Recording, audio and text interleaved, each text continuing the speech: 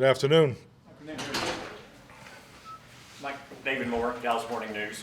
Before we get the main injury update from you, can you just talk about after a game like that, is there a concern, or are you wary at all about how your team will respond when it's that sort of a loss? Well, I would not say I'm concerned or worried at all. I think these are opportunities to grow, no doubt about it. I mean, I think adversity gives you a tremendous look inside and makes you answer more questions and to make sure you got the right answers.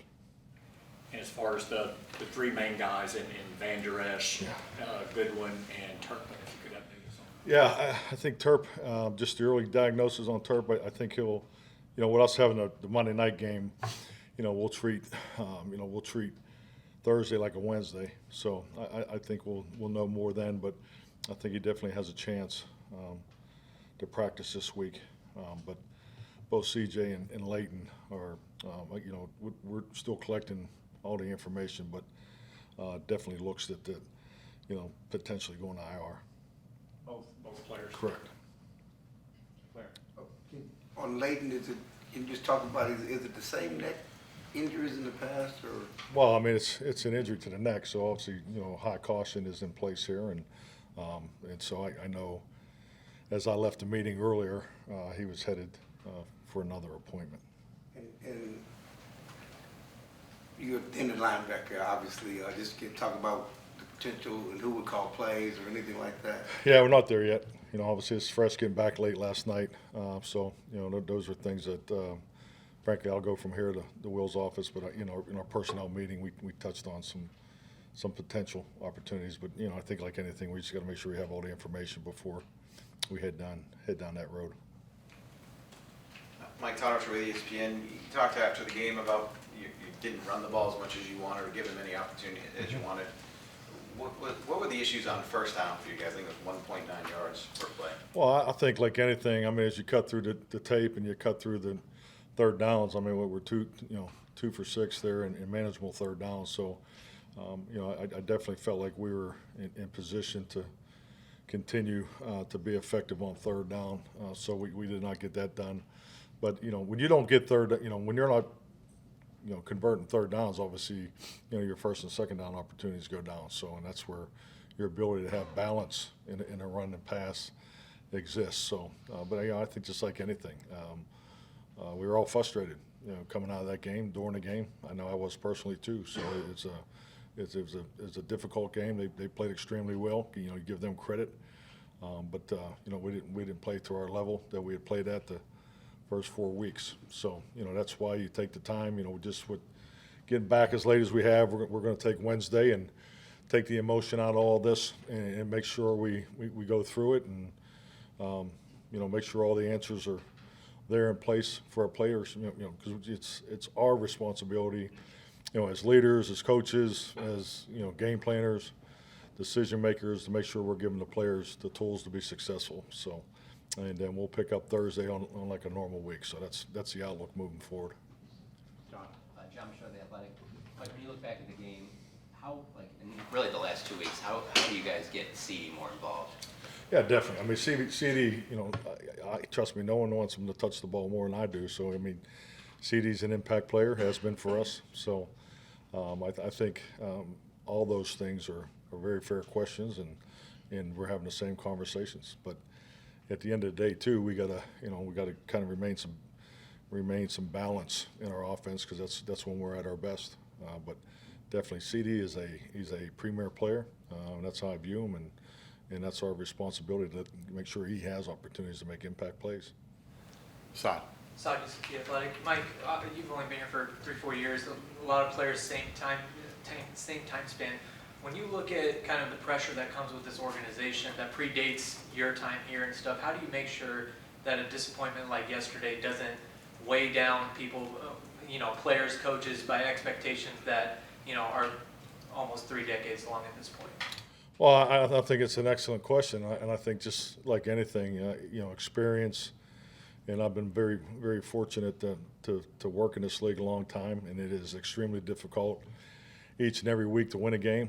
We all understand that, but you learn through the probably more the lows than the highs to make sure that, you are consistent. I think it's important as a leader to be extremely consistent in your approach, in your language, your messaging, in everything that you do. So, but yeah, I like to think I'm a lot more conscientious on, where the staff is amongst the players, because I think we do an excellent job of making sure the players are, the resting recovery and, make sure you're hitting the targets of how we train and so forth. But you definitely got to be mindful of your staff also. Tom? Skyler Dixon with the AP. How do you try to fix getting off to such a poor start in a big game when you thought it looked pretty good in a couple of 3 days before the game? I'm not. I mean, yeah, we didn't start very well, and that's obviously I think it's been a strength in the first month. I think your ROI is something I truly believe in. We all have the same amount of time to prepare each and every week, So where do you put that time? And we have been strong starting games, as a football team, and it definitely was not the case last night. So I think just like anything. That's part of the accountability, seeking continuity and the consistency of how you train and building off that. And because I do believe in the process of how you emphasize the beginning of the game, the end of the game, the amount of time that we put in there, the importance of the last series, of the first half, the first series of the second half. So I think it's just like anything.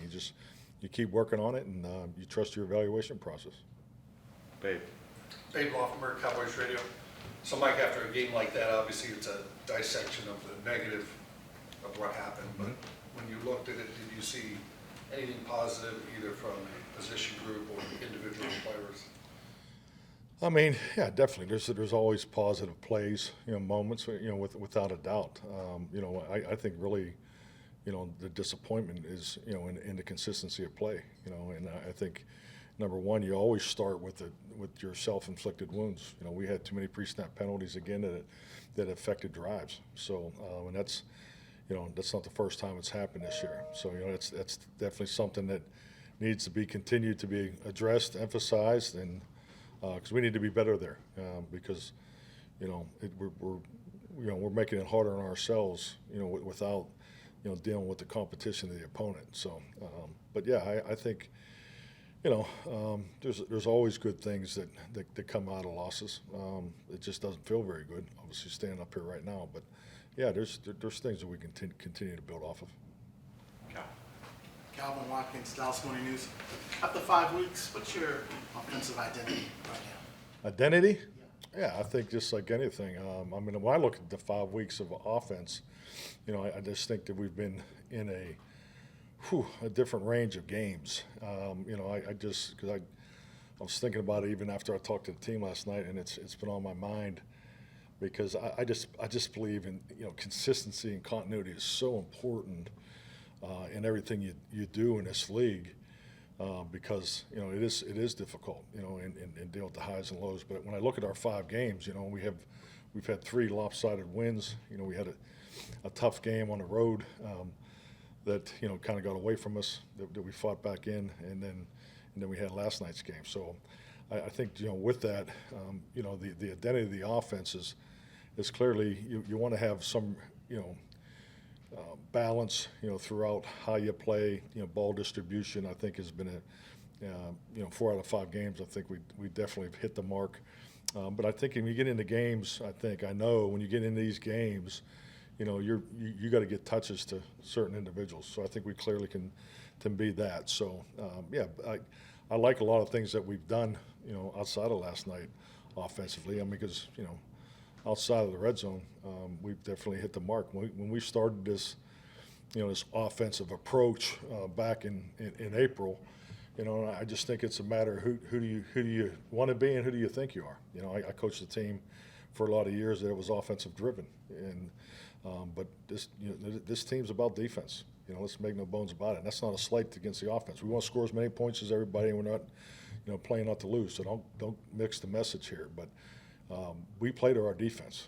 That's a strength of our team. And by doing that, the time of possession, taking care of the football, those are 2 things that were I thought improvement from past years the first month. Clearly was not last night. You can't win games. You give the ball away, you can't win a game. I mean, let's be honest about that. So that's when the game got out of control there in the second half. So we got to take care of the ball. We got to continue to go the long way when we have to, but more importantly, I think we can do more as far as creating opportunities for big players or getting the ball specifically where we want it to go. Mike. Mike McCarthy, California News. Along those lines, it's difficult to play your defense when you're having the lack of early down offensive success that you guys had last night. It didn't matter if it was run or pass. You just couldn't really get anything going on first down. What do you count that lack of success? Well, I think when you say not get anything going, I mean generating first downs on first and second down. So yeah, because really I thought our biggest failure was third down. You know, we had favorable third down situations that we didn't convert. And the first 4 weeks of the season, we were best in the league at converting them. So I mean, I'm not going to sit up there and beat their drum, but they played very well. They played to their tape that they put on video the first 4 weeks. We did not. And our strength as an offense has been third down, and it was not a strength last night. Coach Nicole Edison with Dallas Cowboys Media. You talked about accountability, how you want to see everyone pretty much take accountability for yesterday's loss. Just how have those conversations been like with some of your guys, if you have had any so far? Well, I think it's like anything. I believe in education, application, and regulation or evaluation, which way you want to look at it. And that's what Monday's for. We'll extend this evaluation process into Wednesday because we have time. And I think it's important to take the emotion out of it for this one. So I think it'll give us an opportunity for more clarity and understanding, and same breath make sure we're prepared. I did not want to rush through the corrections today.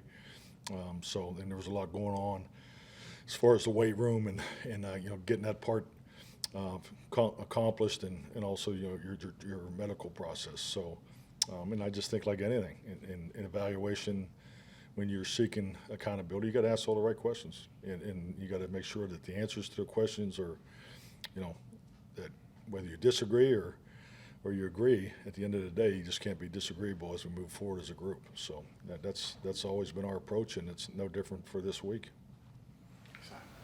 Mike, Dak yesterday mentioned that, keeping the focus in the room and all that kind of stuff.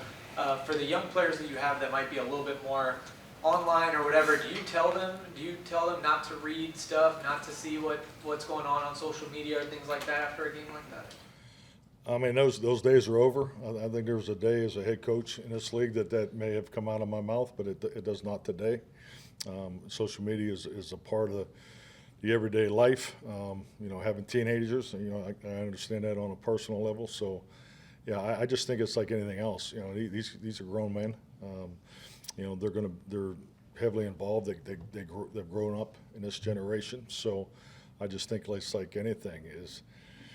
We always talk about, make sure you control what you put into your body, and it's no different than your mind. So, that's the only suggestion I would give them. Skyler. Two-part question. The health of Tyler Biadasz, who went out and came back, how's that in the rest of the offensive line? Still working through it, but I think Tyler's going to be. Hopefully he'll be available this week. And how long do you think it would take that group, if they do get to stay intact, to kind of Yeah, get where they need I think it's an excellent point because I do like to look at the group. I thought there were some things that we did well. I think there's some things that moving forward that I can highlight more for them. And I just think like anything, Tyler Smith and Tyron Smith, how many combination blocks have they worked on yet? Not a whole lot. So, we got work there, but it was great to have all five of those guys out there. Clarence. Getting back to the defense, you talked about you playing to the strength of the defense. What were they doing yesterday? Because, the interception didn't come until after it was 28-10. And so what did they do to take advantage of your defense yesterday? Well, we talking about which interception you talking about? You talking about our takeaway or their takeaway? Dak's barrage of interceptions didn't come until after the score was 28-10.